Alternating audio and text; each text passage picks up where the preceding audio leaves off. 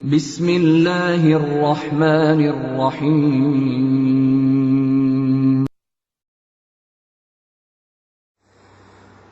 আর একদিন ভাই প্রশ্ন করেছেন হুন্ডিতে টাকা পাঠানোর সম্পর্কে এবং বলেছেন বর্তমান জমানায় বিভিন্ন ধরনের টাকা পয়সা পাঠানোর সিস্টেম দেখা যাচ্ছে, যেমন banking system, bank to bank, তারপরে আরও বিভিন্ন রকম, যদি উনি খাস করে উল্লেখ করেন বিভিন্ন মিডিয়াতে পাঠানো হয়ে থাকে বিভিন্নভাবে, যেমন বিভিন্ন ব্যাংকিং সিস্টেম রয়েছে, ওয়েস্টার্ন ইউনিয়ন, তারপর ব্যাংক টু ব্যাংক, তারপর ড্রাফট ইত্যাদি। তো ব্যাংকিং এসব প্রথা তো চালু রয়েছে, এগুলো তো অ্যাভেলেবল পাঠানো হয়ে থাকে। তো হুন্ডিতে কিছু লোক যে পাঠিয়ে থাকেন, এটা কি এই মর্মের ব্যবসা সম্পর্কে উনি জানতে চেয়েছেন। তার মানে আমরা বুঝতে পেরেছি যে ব্যাংকিং যেভাবে লেনদেন হচ্ছে, ব্যাংকের মাধ্যমে যে টাকা পয়সা পাঠানো হচ্ছে যে সিস্টেমগুলিতে, এই সিস্টেমগুলিতে কোনো সন্দেহ নাই, ইনশাআল্লাহ এগুলো বৈধ রয়েছে। কারণ এগুলোতে টাকা পয়সা বলা যায় যে হাত বা হাত লেনদেন হয়ে গেছে, হ্যান্ড বাই হ্যান্ড এটা লেনদেন হয়ে গেছে। কারণ যেভাবে তারা রসিদ দিয়ে দেয়, কাগজ দিয়ে দেয়, ড্রাফট চেক দিয়ে দেয়, এটাই হলো তাকাবুদ এক প্রকার, অর্থাৎ নগদানগদি গ্রহণ। বর্তমান ওলামায়ে দ্বীন এভাবেই বলেছেন যে এটা এক প্রকার হাতাহাতি গ্রহণ। আর সোনা রূপা, তারপর বেশ কিছু বিষয় রয়েছে, এগুলিতে হাতাহাতি চলবে, মানে নগদানগদি লেনদেন চলবে, বাকিতে চলবে না। তো সেই হিসেবে এই জাতীয় ব্যবসা, এই জাতীয় লেনদেন, পয়সা চেঞ্জিং, এগুলো বৈধ রয়েছে, যেটা ব্যাংকের মাধ্যমে করা হয়ে থাকে। সেটা আপনি ওয়েস্টার্ন ইউনিয়ন বলেন বা বলেন ব্যাংক টু ব্যাংক বা এমনি ড্রাফট পাঠিয়ে দেওয়া ইত্যাদি, এগুলি সবই ব্যাংকিং সিস্টেম হয়ে থাকে এবং এক প্রকার চেক দিয়ে তারা এটাকে হাত বা হাত সিস্টেম করে নিয়ে থাকে। মানে এই চেক ইস্যু করে দেওয়ার মাধ্যমে ওটা হাতে হাতে যেন নিয়ে নেওয়া হলো। বাকি থাকলো হুন্ডির বিষয়টি। হুন্ডির বিষয়টি আমাদেরকে বুঝতে হবে যে হুন্ডিটা কি। হুন্ডিটা হলো এরকম যে এদেশ থেকে কেউ টাকা পাঠাবে, এদেশ থেকে কেউ টাকাটা নিয়ে নেবে, দিনার নিয়ে নেবে, আর বাংলাদেশে তার এজেন্ট রয়েছে। ওই এজেন্ট তাকে একদিন পর বা 2 দিন পর বা 1 ঘন্টা 2 ঘন্টা পর তাকে ওই টাকাটা দিবে বাংলাদেশে।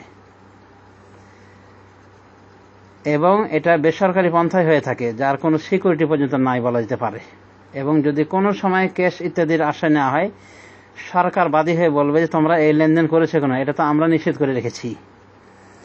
তো এই হুন্ডি ব্যবসা বা হুন্ডির মাধ্যমে টাকা পাঠানো এটা হারাম, এটা হলো সুদ। কারণ নগদানগদি এসব বিষয়ে লেনদেন করার নিয়ম রাসূলুল্লাহ সাল্লাল্লাহু আলাইহি ওয়াসাল্লাম তার সহিহ হাদিসের ভিতরে বলেছেন, আযহাবু বিল ওয়ারকি রিবান ইল্লা হা ওয়া হা, ওয়াল বুররু বিল বুররি রিবা ইল্লা হা ওয়া হা, ওয়াশ শাইরু বিশ শাইরি রিবা ইল্লা হা ওয়া হা। অর্থাৎ সোনা রূপার বিনিময়ে বিক্রি করা এটা সুদ, একমাত্র নগদানগদিভাবে বৈধ বা সুদ নয়। ওয়াল বুররু বিল বুররি রিবা, অন্যভাবে গমের বদলে গম বিনিময় করা রেবা, এটা হলো সুদ। ওয়াল বুররু বিল বুররি রিবান ইল্লা হা ওয়া হা, একমাত্র নগদানগদিভাবে যেটা নেওয়া হয়, মানে হাত বা হাত। ওয়াত তামরু বিত তামরি রিবান ইল্লা হা ওয়া হা, অনুরূপভাবে খেজুরের বিনিময়ে খেজুর, এটাও সুদ, একমাত্র নগদানগদিভাবে যেটা হয়, মানে হাত বা হাত, হ্যান্ড বাই হ্যান্ড যেটা হয়ে থাকে। ওয়াশ শাইরু বিশ শাইরি রিবা রিবান ইল্লা হা ওয়া হা, অনুভাবে জবের বদলে জব, এটাও সুদ, একমাত্র নগদানগদিভাবে যেটা হয় সেটা সুদ নয়। বুখারী শরীফের হাদিস দেখুন, বেচাকেনা অধ্যায়, হাদিস নম্বর 2174। এই হাদিসে রাসূলুল্লাহ সাল্লাল্লাহু আলাইহি ওয়াসাল্লাম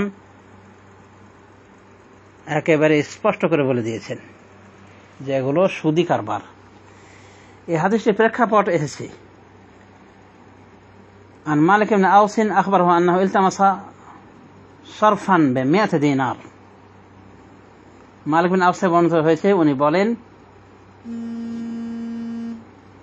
যে উনি চেঞ্জিং তলব করেন 100 দিনারের বিনিময়ে, অর্থাৎ সোনার বদলে উনি রূপা তলব করেন।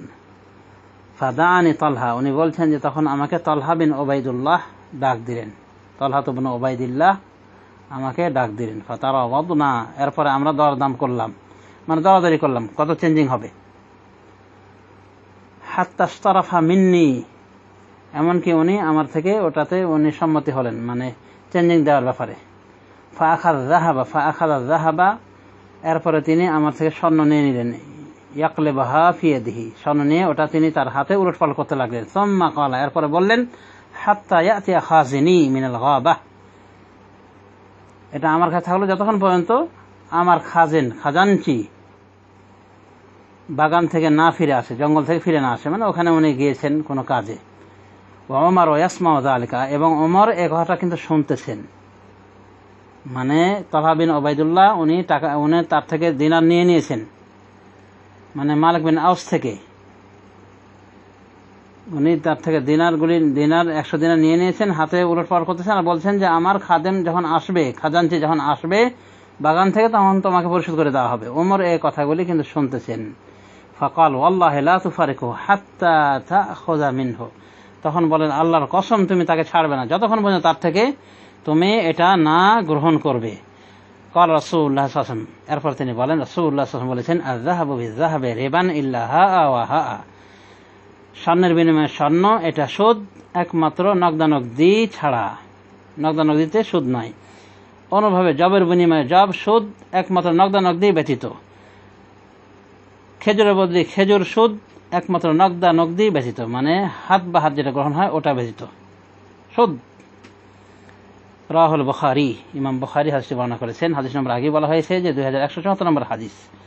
এখানে দেখা গেল যে উনি দিনার নিয়েছে, তালহা বিন ওবাইদুল্লাহ দিনার নিয়ে নিয়েছেন, আর বলছেন যখন আমার খাজানচি আসবে, মানে আমার ধনভাণ্ডার রক্ষক যখন আসবে বাগান থেকে, জঙ্গল থেকে যখন উনি ফিরে আসবেন কর্মস্থল থেকে, তখন তোমাকে দিয়ে দেওয়া হবে, মানে তখন তোমার চেঞ্জ দেওয়া হবে, মানে দিনারের বদলি দিরহাম দেওয়া হবে।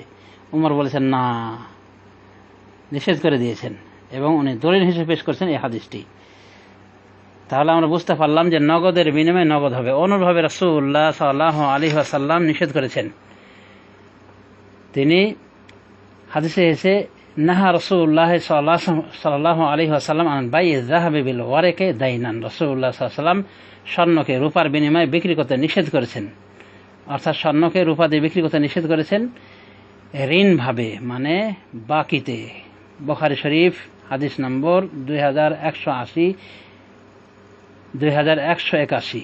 রাসূল সাল্লাল্লাহু আলাইহি ওয়াসাল্লাম এটাও বলেছেন যে তোমরা এই স্বর্ণ রূপা ইত্যাদি থেকে কোনো অনুপস্থিতকে বিক্রি করবে না উপস্থিতির বিনিময়ে, উপস্থিত বস্তুর বিনিময়ে, অর্থাৎ সোনা বাকি রূপা নগদ হবে না, চলবে না, উভয়টাই নগদানগদি হতে হবে।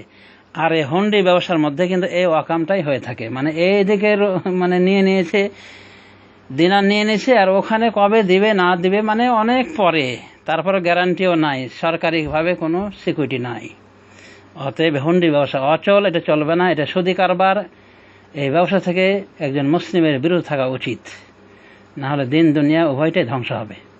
হতে পারে অস্বীকার করে বসবে যারা হুন্ডির ব্যবসা করে, আর এটাও হতে পারে যে সরকারের কাছে বিচার প্রার্থী হলে তখন বলবে যে না, সরকার বলবে যে না, এগুলোর দায়িত্ব আমরা নেব না, কারণ তোমরা এগুলো গর্হিত কাজ করেছ, আমাদের সরকারিভাবে নিষিদ্ধ এগুলো কারবার। সুতরাং এভাবে সরকারকে ফাঁকি দেওয়া হয়, ধোঁকা দেওয়া হয়।